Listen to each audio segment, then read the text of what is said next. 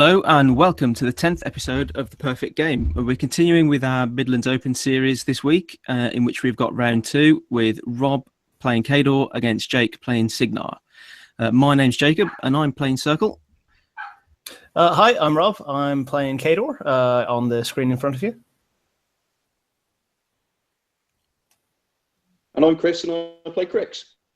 Brilliant. Okay then. So, Rob, since you're playing the game, what did you play? I played Strakov 2 in Legion of Steel. He was running Torch and a Devastator.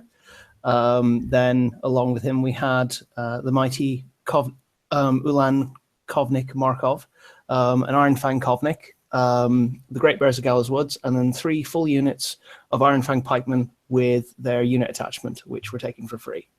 Sounds good. What benefits do you get from Legion of Steel? You get free stuff for pikemen. In this particular game, I had 3 free unit attachments for the pikemen.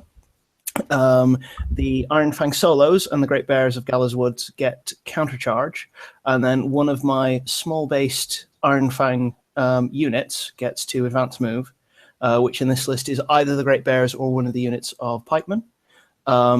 In this case, as you'll see shortly, the center unit advance moved, I believe. Okay, brilliant. Chris, I believe you've got Jake's Cygnar list. What's in it? Yes, I've got Jake's list here. So it's a Haley 2 list running heavy metal. He's running Haley 2 with a Squire. Amazingly enough, Thorn, Stormclad, Centurion, Fly, Lattimore, Min Stormlances, and Ireland Strange Ways. So the heavy metal theme. It's actually Storm Division, sorry. Oh, is this? Okay, my apologies. That's my fault. I probably said the wrong list. God, the wheels are coming off already. Shambles. Yeah, so he's running Storm Division. So for every 20 points of Storm Knight and Stormsmith models in the army, you can add 3 Stormsmith Stormcaller solos or 1 Storm Knight command detachment. Models units in this army gain immunity to electricity, and Stormblade units gain advanced deploy. So pretty much the usual case of Haley 2, very, very powerful caster, to a lot of things, and she gets plenty of freebies in the list. So not bad at all. Not bad at all indeed. The scenario was Incursion, and it is the Steamroller 2016 packet, as the tournament was run on the same weekend as Lock and Load, so we weren't able to use the new one. But you know, whatever. There go the advanced moving pikemen. Yep. So, Rob, did you win the roll to go first, or did you? Yeah, I think I won the roll to go first and decided to go first. Generally, because Haley 2 generally runs kind of a threat range list. So against threat range lists, you kind of want to go first to get up the board and nullify the threat ranges. Take as much board as possible. Okay, makes sense. And any particular kind of things you were looking for when you were deploying your list? Or was it just the case of you got the 3 units? Yeah, the list deploy. It's kind of hard not to deploy symmetrically with this list. It really comes down to like how far up one flank of the board you are. And in Incursion, you really want a pikeman for each pikeman for each flag, really. But usually the solos and the Great Bears deploy centrally along with Strakov, and you send a jack up each flank. Okay. So you've obviously moved up the pikeman. You've got your Devastator and Torches at either side. Yeah. So presumably, are you expecting a feat from Haley in her first turn, or do you reckon she'll wait until her second turn to feat? Well, Jake's quite a good player, and Haley 2's feat is better the later you get it off. And I don't really have any guns, so I'm expecting him to roll up his second turn, stay out of my threat ranges, and save the feat for a turn. I'm sort of expecting a turn 2 feat, which will lead into me feating turn 3 to try and weather her feat. So that's kind of what I was trying to set up for. Okay, that makes sense. Particularly when he's going second, I'd imagine. You think he's going to be using it to maybe force home the scenario play? Probably, especially because like the Devastator is a bit of a liability in this match because he can be forced open through Dominate. So I'm hoping to try and tempt him to kill it and spend basically his whole turn doing that with Haley. Because TK for 2, Dominate for 4, doesn't leave her very much focus to allocate or do anything else. And if she's doing that, then she's not messing with my pikemen. So that's kind of what I'm looking for. Makes sense. Mhm. Are you concerned with the electro leaps from the cavalry or anything like that? Not really. By the time it becomes relevant, everything's going to be in shield wall, and at that point, it's going to be dice off 8 unless he's giving me a firefly.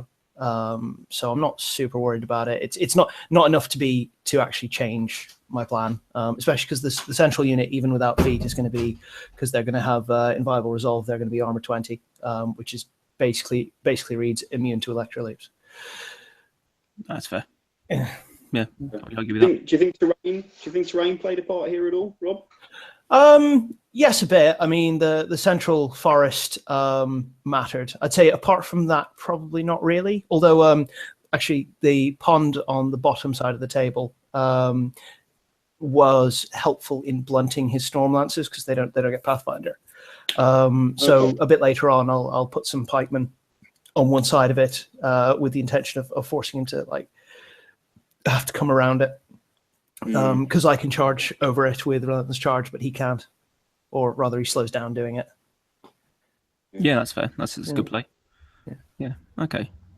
So I know this. We mentioned this is obviously Steamroller 2016, and you've obviously mentioned on your podcast, Murder of Crows, that you play this list and you haven't really changed it for 2017, and you've just come back from is it the Irish Gauntlet, where you played this list, I believe. Yeah.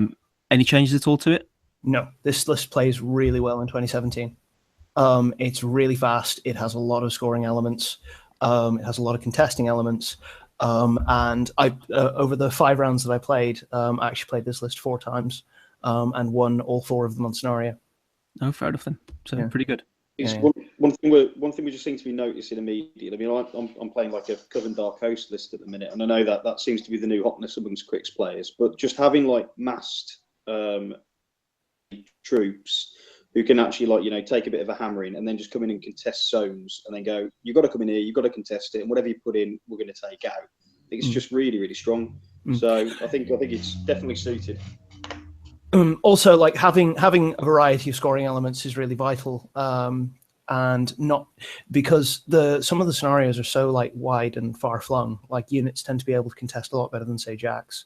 I mean, if you're contesting with the jack, there are very specific places it has to stand, because sometimes you have to contest multiple scenario points with a single jack, whereas a unit can contest those same points and still get work done and be a bit less predictable about where they're standing.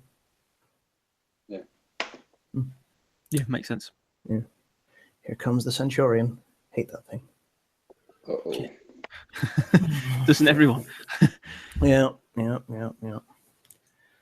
But yeah, fairly standard first turn from Haley 2 going second here. Jake's just running everything up, staying outside of my threat ranges, which are, because if you look, apart from the Centurion, everything's actually quite far back.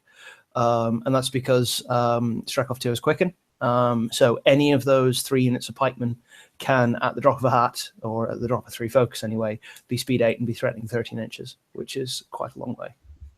Yeah, definitely. Has he purposely put the Centurion in threat range there then? Yeah, because I can't get to it with Polarity Field, because that 13 inches is coming from charging.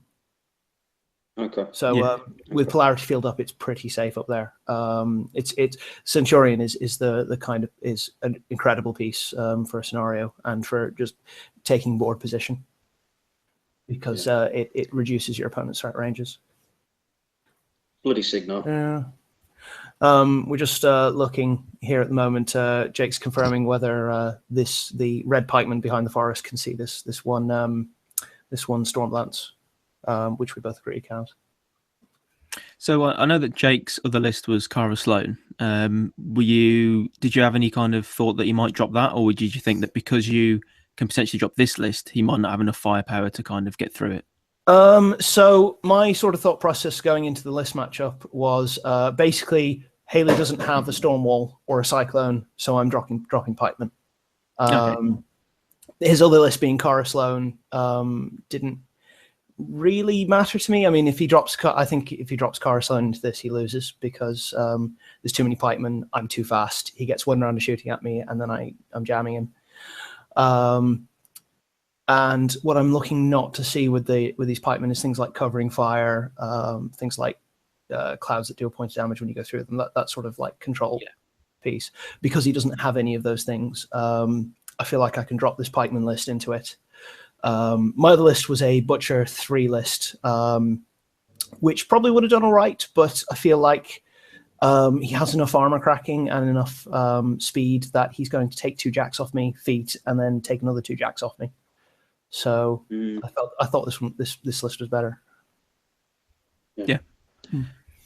And the scenario for incursion is quite wide as well. So I imagine Cara Sloane would struggle to contest, whereas you don't, basically. Yeah, I think if he dropped Cara Sloane, I would have ended up winning on scenario, and just I probably would have won on attrition too, because I'd have just pushed him back, jammed him. He'd have struggled to unjam himself, and then I'd have just won on scenario or just killed all his jacks.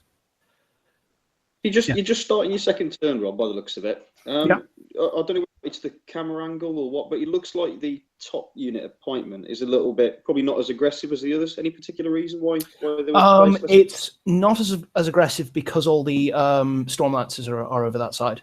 So what I didn't want was to leave a bunch of them in assault range and wipe out most of the unit, because I need to run them up the first turn. On the other side, he only has like 2 or 3, and there's a bunch of terrain elements, so I don't need to worry as much about it. And really, if he probably only could have got like 1 or 2 good assaults in, and then I'd have killed whatever he assaulted with. Wings are probably my favourite part of the match now, where you start producing this line across the board. The line is interesting. The line is actually born because I'm respecting the threat range of Stormlancers.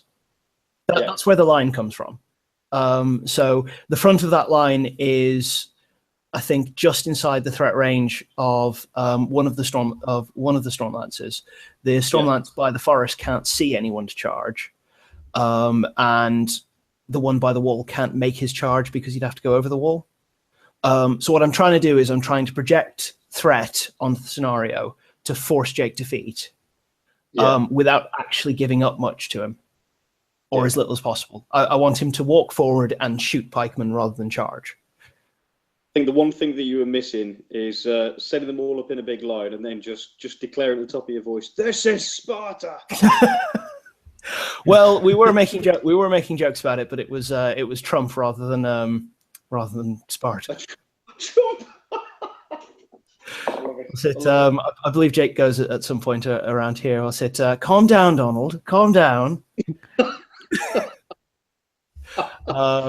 And I stop and I sort of go, "Look, it's a fantastic wall. It's a great wall. It's good. We're gonna make Ord pay for it. I guarantee it. It's a fantastic wall." Gamesmanship. You've got to wind the opponent up, Rob. Got to get to him. Somehow. Oh, I know. Oh, it was fantastic. I'm not super happy with some of my positioning here, particularly with the black unit of pikemen up at the top, which we'll get to in the next turn. But I'm sort of trying to set up to, because I know he's going to feed this turn. So I'm trying to set up to create my bunker and make sure that I can actually contest the scenario next turn. I wish I'd been able to get the Devastator a bit further up.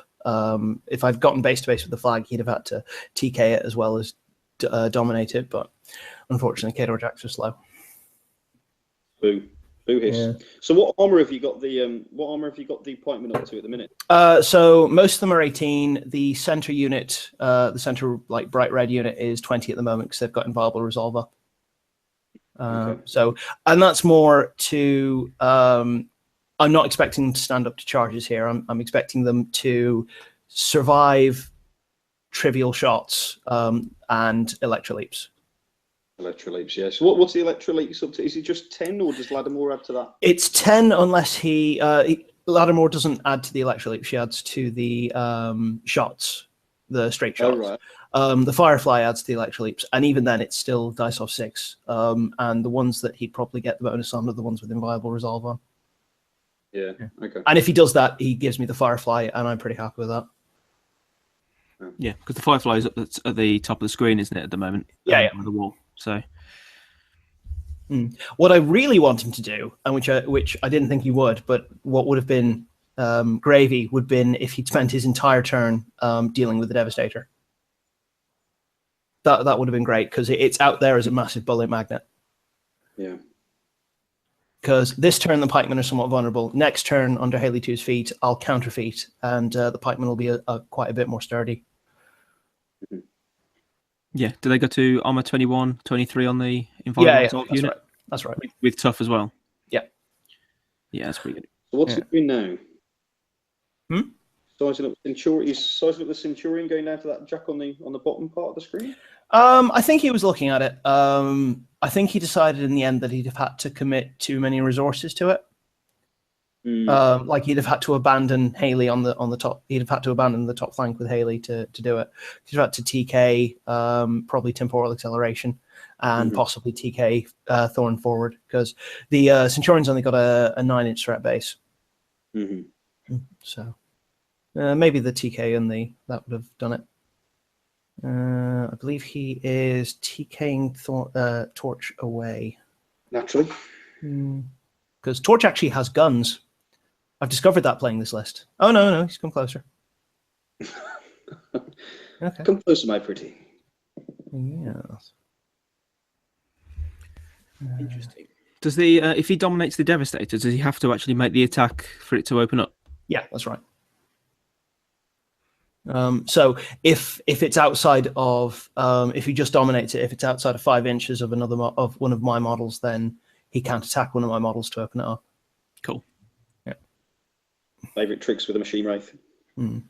He said to me after the game that this turn was a lot of what he did this turn was about horribly murdering Markov, which is fair, and I foolishly let him do a bit later. Yes, you countercharged him, didn't you? Yeah, I think it was. I didn't count. I forgot about the Firefly when I did it, because otherwise I think he would have been pretty safe. Okay. What he did? He activated pretty much everything else. Yeah, pretty much. He sort of he ponies up one of his Storm Lances, and really I should have let him move everything else first. Before I decided to countercharge, but it happens, doesn't it? Yeah, you make bad decisions. I sort of thought about charging Lattimore this time, but I thought that would leave me getting charged by the Storm Lances. I think he takes a shot and fails to kill anything. Okay. Has Lattimore got a dismount version? Yeah, she's a Dragoon. Okay. That actually wouldn't be the worst for me because at that point I'm engaged. Okay. And then it's quite hard to shoot me, and Lattimore on the ground without a charge bonus won't kill Markov. Okay. He's quite tough. Yeah, he's not easy to kill, is he? No, he's like 12, 18 and 10 boxes. And 12, 18 isn't that special, but 10 boxes kind of is. Yeah, the 10 boxes kind of pushes it over a little bit of a limit where you have to actually commit something serious to kill him. Yeah. Annoyingly. He's not free in this list, is he? No, he's not. No, he's not. Thank God for that. He's very, very important in this list, but not free. For what he does for 7 points, I think he's value. Yeah, absolutely. And also, the number of games I've won because he makes late game, if he survives that long, he makes a fantastic guard for Strakov because you sort of put him just behind and to the side, and he can countercharge anything that comes in on Strakov, and he's a fairly good chance of just knocking it over. Jeez. Yeah, that's a fair point. Yeah, because he's Mat 8 and he's got the cavalry charge and and crit knockdown on the lance. Yeah, that's fantastic actually. That's pretty sweet. I actually at the Irish Gauntlet I got a counter charge off on some Nis because my opponent forgot that I had the Warhead roll. Oh God, he's got a bomb attached to his lance, hasn't he? I'm just reading 4 inch AoE. My God. POW 10, auto killing Nis. It was under Fiona 1's Fiona the Black's feet as well.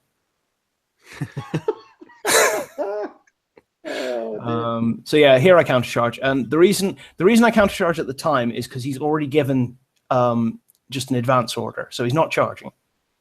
Okay. So I think, well, he probably won't kill Markov with just with shots.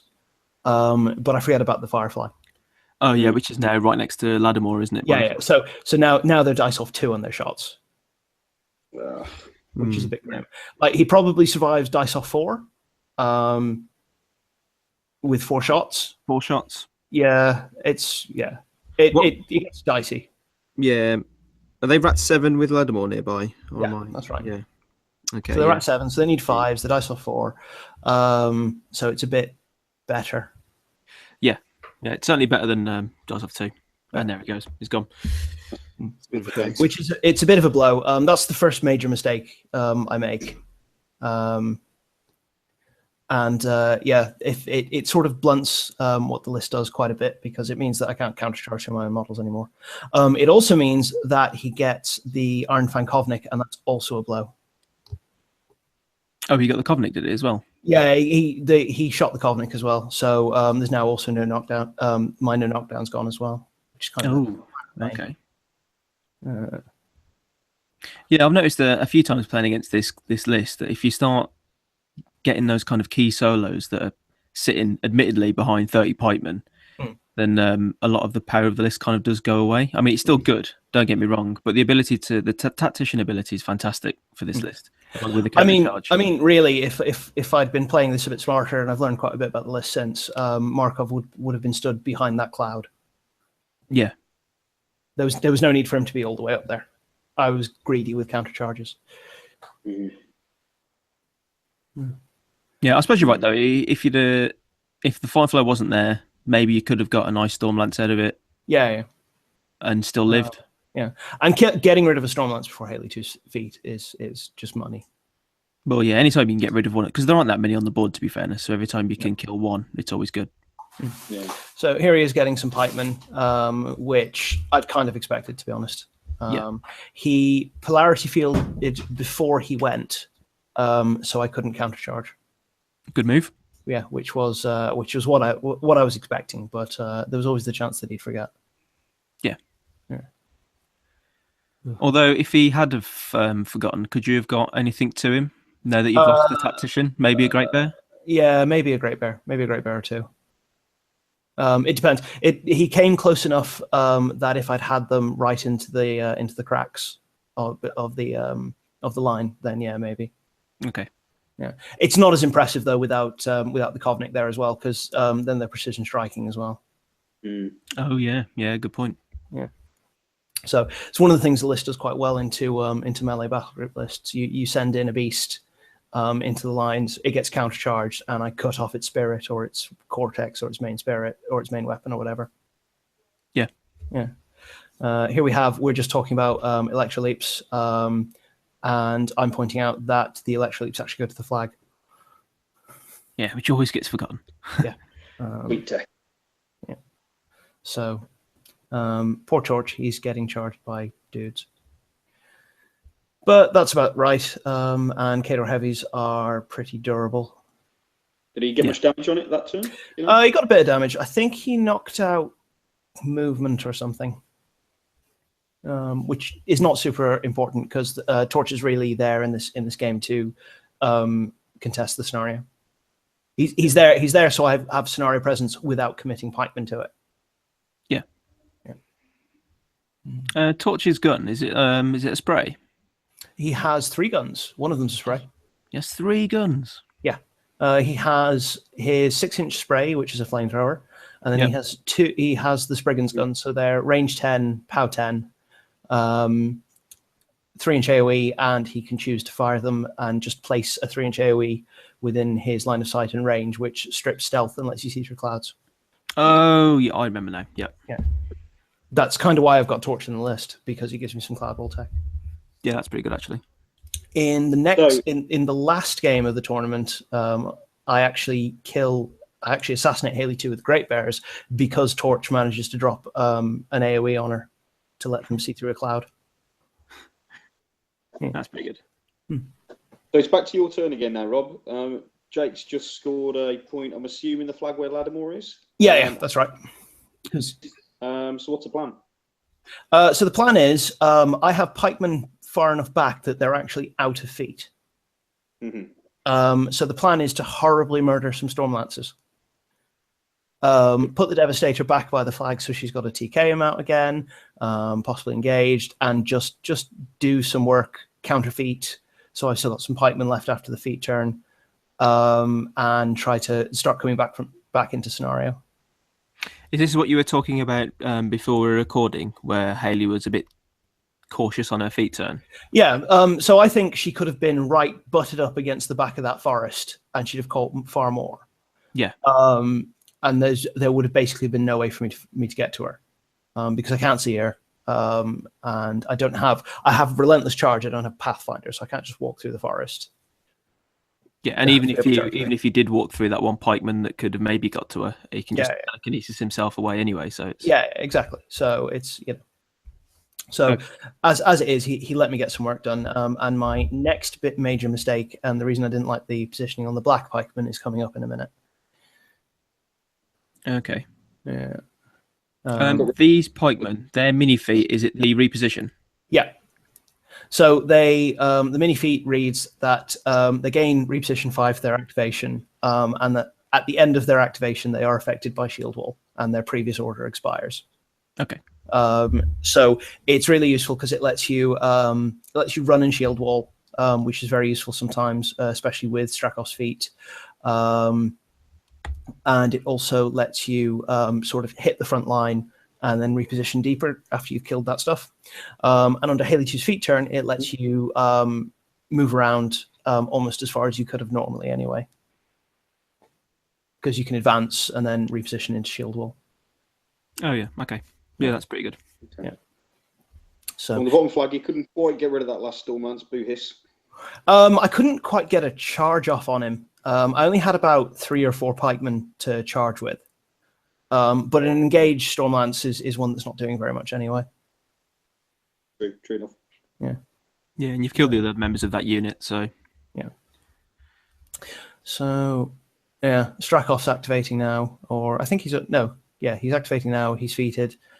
He's cycled Quicken over to the other unit, and they're must be measuring it for the controller for the feat. So Quicken, was that on the bottom unit of pikemen? I think so, yeah. And then you swapped it over to the top unit. Yeah. Okay. So because they want to make some long bong charges. Yeah, seems fair. Yeah. Interesting. So basically, now you just kind of feat in, weather it, and then see where you are next turn. Yeah, basically, the Centurion's kind of a problem. If I still had Precision Strike, it wouldn't be as much of a problem. Yeah. Because I can last stand those pikemen. They can poke off the shield, and then it becomes a lot easier to deal with it, even with Arcane Shield on. Oh yeah, absolutely. But yeah, a large part of this turn is just like, again, not losing too much and trying to get some done. So here we have the pikemen charging at the top.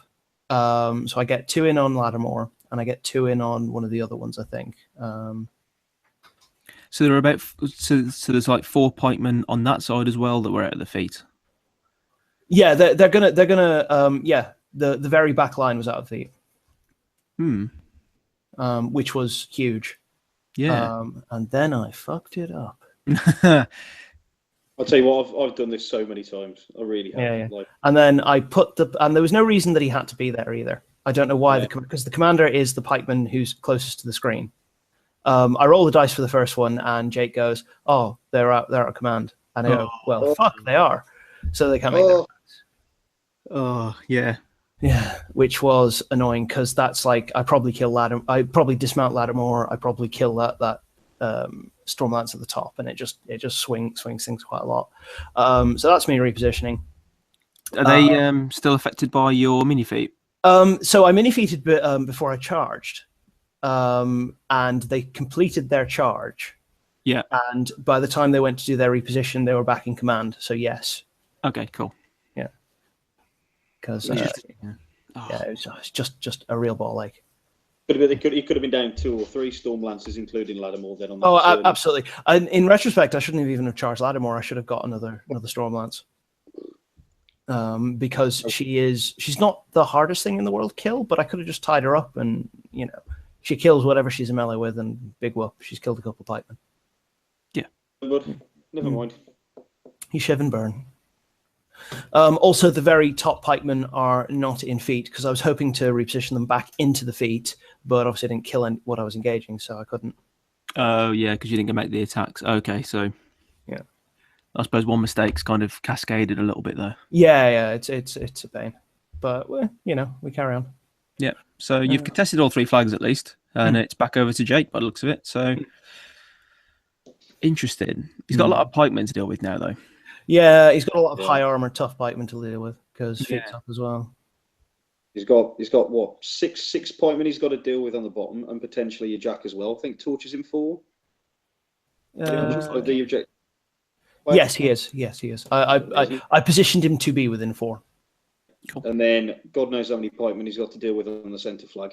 Yeah, I also don't think he really has anything he can control that flag with over there either.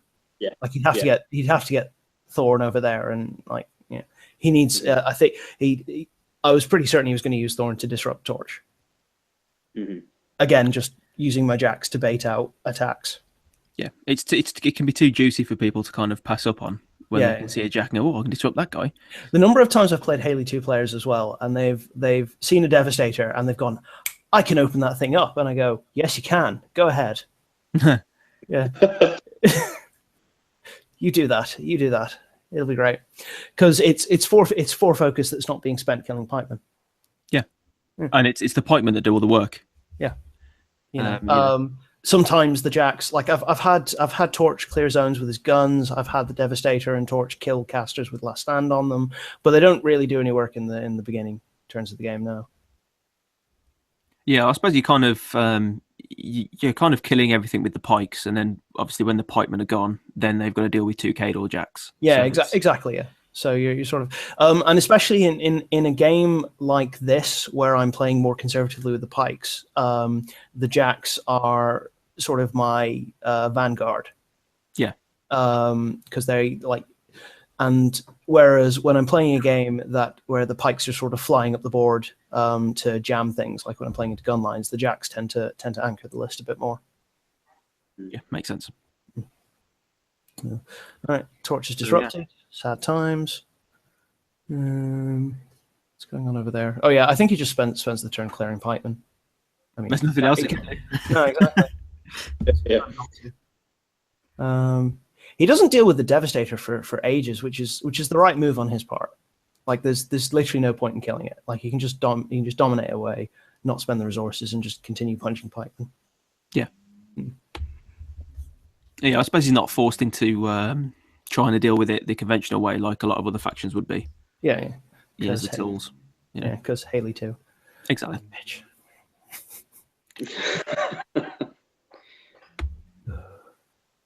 Yeah. So it'd be interesting to see if he gets any more points. Sorry? I was just saying, it's just a shame you didn't have any way of kind of, getting yourself a couple of points on that last. Yeah, it's a shame. You kind of expect it against Haley too. Like you're going to go down, especially in a scenario like this. You're going to go down 1 or 2 points, and you just have to kind of come back up to it. And sometimes you can't, and sometimes she runs away with the game. But that's just how the game goes, unfortunately. Yeah.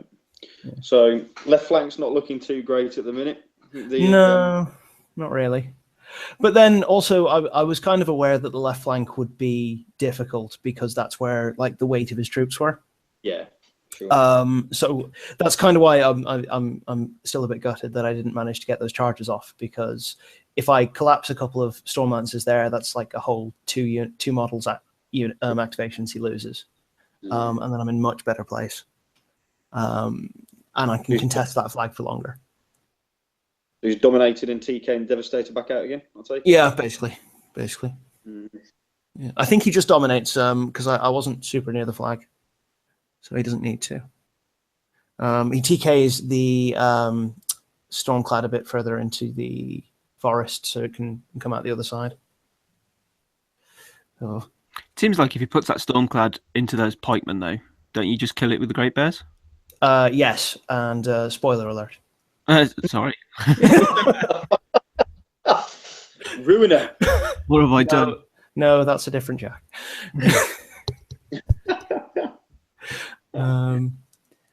But yeah, he's sort of like jamming up pikemen as best as can, and like they actually are like the pikemen are pretty good at killing Stormlancers, but the Arcane Shield just makes it kind of difficult. It means that rather than like, because when they don't have Arcane Shield, I can probably kill one for every pikeman I send in, but Arcane Shield sort of makes it so I have to get two, and I kind of have to charge. So jamming's a bit effective here. Yeah, so we swapped over the Arcane Shield to the Stormlancers now from the Centurion. Yeah, I think so. Okay. I suppose it makes sense though, doesn't it? Because like you say, if it's taking you 2 pikemen per lance, yeah, you've lost a lot of pikes over there now as well. And he's ground them down as well, so it's yeah. Okay. Yeah, so it's not looking great, I guess, is it? No, it's not. It's blank at least. A couple of, because I discussed it with Jake afterwards, and I actually feel like my list is slightly advantaged into his Haley 2 list, because I've got the attacks, whatever. But just a couple of small play mistakes have kind of swung it the other way. Yeah. I agree. And that's kind of the problem with Haley 2. Like, you make a couple of mistakes, and a good player will just ruthlessly punish you for them. Yeah, well, she has all the tools to do that, doesn't she? So Yeah. you can't really afford to, I suppose. So it can be difficult. Yeah, so it looks like he's positioning those Stormlancers now to make it very difficult for you to contest that flag if you manage to clear them all out. Yeah. I mean, and that's why he kills this little pocket of pikemen here, to make it more difficult. But the thing is, it's actually quite easy with reach troops to get, when you're going into reach troops, to get a model past them toward, if you need to get a bit close to a flag or whatever, unless he turns them very specifically. Yeah, I thought he was going to the one Stormlance that's directly below the flag. I thought he would have repositioned that more to the left, if that makes sense, to kind of like just block. Yeah, or actual lanes. Or he could have. He also could have turned the Stormlance to the left of that one to face my table edge a bit more, so that it's sort of creating a barrier that I have to take 3 strikes through. Yeah, all that. Yeah. The other thing as well is the Devastator can still contest this turn because he can bulldoze those lances back. Oh yeah, he's got bulldoze. Always forget about that. Yeah, bulldoze is awesome. Yeah. The number of games I've won because the Devastator ran. No, I mean, yeah, just having it is fantastic. I mean, I know that there's a few beasts in Circle that have got it as an animus, but it's not quite the same because you can only just advance or charge with it, and it's not as good as just being able to run. Absolutely. I remember playing a game back in Mark II because Black Ivan has it as well, and I won a game with Rusk because he had superiority on him, and ran 12 inches and bulldozed Ion out of his own. Yeah, I'll do it. Yeah, that's not killer. That's just mover. So, yeah. Go away, bitch. Yeah. So it's back over to you. So what's your plan then? Kill more stuff? My plan is to poke as many boxes off the Centurion as possible, contest the flag again, try and kill some lances, and kill the damn Stormclad. Are you looking to use Last Stand at any point this turn, or are you going to save it because you are kind of low on troops already, I guess? So the issue is that there's some work I have to get done. Basically, like, that Stormlance cannot be allowed to survive. Stormclad, sorry. Yeah. Because we're starting to get to a position where the Jacks are threatening Strakov. Okay. So I have to kill the Stormclad this turn, and then even then the Centurion kind of threatens me a bit, so I've got to put stuff in the way. So Last Stand will be going on the Great Bears this turn. Okay. And they're going to horribly murder a Stormclad. Yeah. They do decent damage without Last Stand, so... Yeah. Well, 5 dice on the charge is pretty good. Yeah. Yeah, even at dice off 8. Are you feeling like you can attrition him back quite well? I feel like at this stage that he's 2 points up, but I've still got more contesting models. So if a couple of dice rolls go my way, if I can get rid of some of those Stormlancers up the top, I can probably start, and if I can get rid of the Centurion next turn, that I can probably start scoring back and overtake him, because I have more stuff to feed into the zone, and I can start scoring 2 every turn. Right, okay. Did you go for a Rain of Death attack with the Devastator this turn? I didn't, and I probably should have, and I'll talk about why I didn't when we get to it. Spoiler alert, sorry. Yeah. So yeah, just clearing out the bottom flag. Torch is scoring for me because he's a good boy. Yeah, and Thorn's presumably outside of the 4 to Yeah, contest. I think I get some damage on Thorn. I believe that pikeman that charged him actually rolled pretty well because he needs a hard 8 to hit, and he just does. Nice. As one does. So there's me bulldozing. Oh, yeah. Yeah. So I go base to base, and then I look down and I realize there's a bunch of pikemen within 3 inches. And if I explode, I will catch them and kill them. So I decided to just buy attacks, which was a stupid move. I should have just exploded.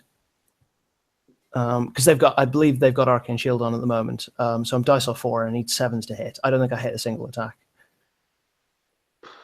Yeah. The Rain of Death would have been better. I could have boosted both damage rolls. Sure, I kill some of my pikemen, but the officer might survive. And I don't get the one pikeman that's just north of the Stormclad. So I should have Rain of Death. Yeah. If I was going to attack at all. If I wasn't going to do it, I should have just not attacked. Does Rain of Death open you up, or is Yeah. it? Yeah. Okay. Okay, well, there's me sort of thinking about the Great Bears, trying to decide where they're going.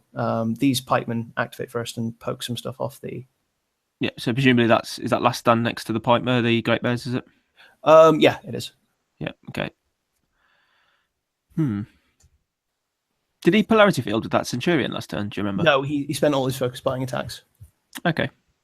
which was probably the right move. Yeah, probably, I suppose. Because I can sort of emulate charging with Last Stand Yeah, it's fair. and just do like really big. I think if he polarity fields, I probably put Last Stand on those pikemen and I just do one massive CMA. So I only lose one pikeman. I suppose if you did polarity field, though, it does mean that it's not on the Great Bears. I mean, Yeah. they probably still do a lot of damage to that Stormclad. Yeah, even I think they probably still cripple him. See, I did about a third of the boxes on that Centurion, which is pretty good for just bog standard charging pikemen. Yeah. So here come the Great Bears. They're gonna ruin the Stormclad's day. Oh god, they're gonna do so much damage. Yeah. So charge. Ooh. Yeah. So rapid strike does. Oh, I realize I've forgotten a dice. Attack. Yeah. That's a lot of dice. Yeah, it is. And then the rapid strike. So this is the second Great Bear. Yeah. Oh, bloody That hell. kills. Yeah, 2 Great Bears killed the Stormclad. Hey, you keep one. Yep. Magic. Yeah. Last Standard pikemen make Signar Jacks disappear. It's like a magic trick. Do you reckon you could have committed one to that Centurion? It wouldn't have done very much. Oh, because you lose out on is it flank? I lose flank. Oh yeah. Yeah, they probably could have finished off the Centurion, but I decided the Centurion was suitably jammed. Yeah, and I suppose you might as well kind of commit and remove the Stormclad and guarantee that. Yeah. So I traded 2 members rather of a 9-point unit for a 17-point Stormclad. I think 17, 19 points. I don't know. Yeah. I don't know, it's probably, I think it's 19, I think, Stormclad. Yeah, 19. So that's pretty all right. Seems like a good trade. Yeah, and also now he has to, because Last Stand is still on that Great Bear, he can still countercharge. So he's got to do something about him before he moves his dudes. Because even without flank, a Last Standard pikeman Last Standard Great Bear will still kill a Stormclad or do some serious damage to his jack. So we're back on his turn now. Right. Okay. So you score a point on the bottom flag. Yep. And I've contested. And you've contested everything. The top still looks pretty dodgy. Yeah, it's not great. But then again, his left flank looks pretty dodgy as well. He's got nothing there, has he? He's got True. a thorn. Has he? Oh, there. Yeah. Oh, of course. Sorry, Yeah, I didn't spot that. It's got Arlen Strangeway sneaking up on him as well. Yeah, yeah, yeah. And it's starting to get to the point of the game where things like Arlen's spray start becoming more valuable. Yeah. So it's I think if I'd still had Markov and the Kovnik at this point, the game would have gone quite a bit different. Yeah. Or even if you'd kept those pikemen in command to kill some of those Stormlancers. It all kind of rolls downhill on an attrition game like this. Because as much as scenario is live in this one, this was an attrition game. Oh, absolutely. Because I mean, Haley. I mean, I know she's scoring some points, but she can't really score en masse like she can against some armies because you're contesting with so many pikemen. It's not like she can TK 30 pikemen from contesting a flag. Yeah, absolutely. So. He absolutely cranks the damage on the Devastator here. Does 12 damage. Ooh. Yeah, down to 3 boxes. It's still there though, isn't it? Yeah, so it's still there. So it can still like bulldoze, push him out of the way, contest. Yep. And here comes Lattimore. And does she kill it? You could probably guess that. No. By Devastator. He did very well this game, except for the missing all of his attacks. But that's not really what expecting a Devastator to make attacks is just unreasonable. Yeah. It's not there to actually punch things. God. So Centurion continues doing what Centurions do, which is punching things with its stabby spear thingy. I don't think he misses an attack with that damn thing. They're Armat 7 though, aren't they? Yeah, they need 5s. Like you kind of expect like maybe 1, but he doesn't.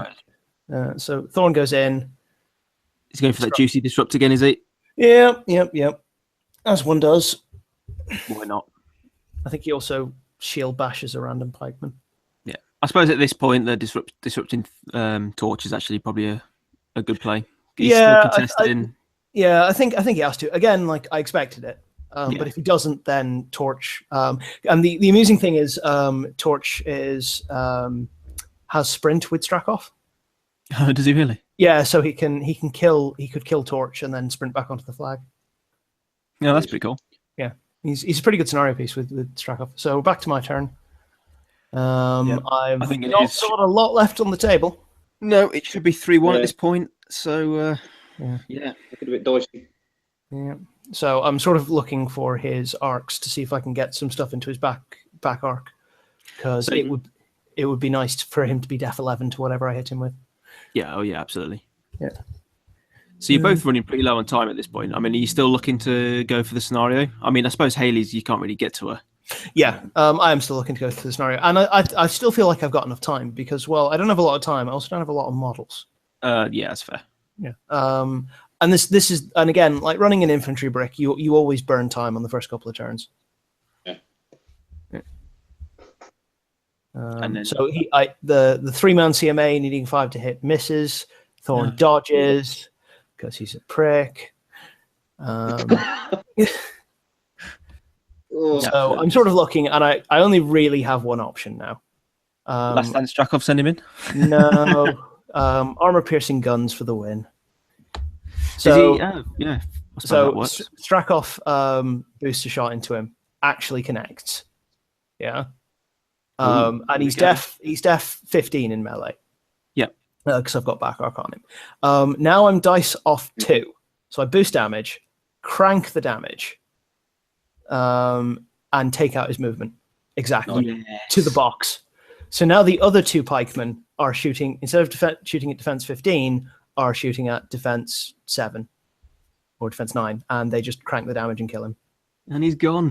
Basically from full as well. That's like great. With a bit of chip damage on. I think that's the easiest I've ever removed Torch. Thorn, sorry, not Torch. So what's your plan for contesting the top flag? There is a random flag bearer. Oh, is that guy in the middle? Yeah. What a hero. He's the hero I needed. So they run charge, get thing in, and he pegs it over to the melee to stand there waving his flag. Like, no, it is my flag. I actually do pretty well on the damage on the Centurion. I think I last standard them. Yeah, I did. Oh, did you get it? No, I fluffed the last damage roll, actually. Ah, I think I leave them on like 2 boxes. Oh, that's a shame. Yeah. That would have been nice. does that leave you contesting anything on that middle flag? Yeah. The assault commander there is doing it. Oh, right. Okay. Yeah. Okay. Have you activated Torch at this point? No. Oh, but he's on the flag, isn't he? Okay, Yeah. never mind. I don't think he could do. He can't really do much anyway. Oh, yeah, he's disrupted, isn't he? Yeah. So yeah, that's the end of my turn. So 3-2. I mean, it is still pretty close, isn't it? Yeah. Because I mean, at this point, neither of us really have anything left. Mm. Yeah. He's got some. He's definitely up on attrition. He's got Stormlance and whatever. But Torch isn't really that dinged up. He's lost his movement and his left arm, and that's about it. You can see his grid down in the bottom left. Oh, yeah, got it. But he's still functional. But really, what it comes down to, he has to clear that pikeman off. He has to kill the random assault commander dude there, and he wins. Yeah. Yeah. Which should be fairly straightforward, I suppose. Yeah. And the 2 boxes the Centurion has left are in his right arm and his cortex. Marvelous. Yeah. Yeah, Just- obviously, it's his right arm and his cortex. Yeah. Yeah. Because where else would it be, really? Exactly. Yeah. So what? He can kill this bloke, charge a Stormlance into the thing. Yeah. So he has the Firefly horribly murder the flag bearer, who was only Yeah, standing okay. around innocently, like waving his flag. I mean, really, that's just mean. What's his problem? Yeah. Oh no. He doesn't even have a weapon. Stormlance goes in. He decides to impact attack for some reason. Why not? I suppose. Yeah. Being greedy. Yeah. And runs up. Yeah. Yeah. Kills Yeah, him. dead guy. And that's game. And he goes to 5. Okay. Oh. Come on, matey. No, Yeah, it's a bit of bad luck. A couple of early kind of, I suppose, mistakes. I guess. Yeah. Just, I can't even blame dice. My dice were great that game. It was just silly mistakes, but it's the kind of thing, because I don't think I've been playing this list for that long at this tournament. So you sort of you remember, you learn positioning stuff as you go along. Oh yeah, absolutely. Bloody good game. Yeah, tough one. Fantastic game. I always have good games with Jake. Yeah, he's a good player. He's a great player to play against. Yeah. Even if it is Signar. Yeah. And Haley too. I don't like Signar. It's Haley Don't too. blame him. The Haley 2 faction sucks. Haley. Pain in the ass to play against. Yeah, you got that right. Yeah. All right. Well, thanks for coming on, Rob. No worries. It was great crack. Yeah, it's good to have you on. Good to listen to your thoughts on the game and the list as well, especially with the couple of thoughts on that Steamroller 2017 as well. So that was good. Indeed. Yeah. And thanks everyone for watching. And round 3 will be next week, I believe, with Circle against Crix. I shall look forward to it. Should be good. Thanks, folks. Yeah, thanks everyone for coming on. Yeah. Thanks for watching.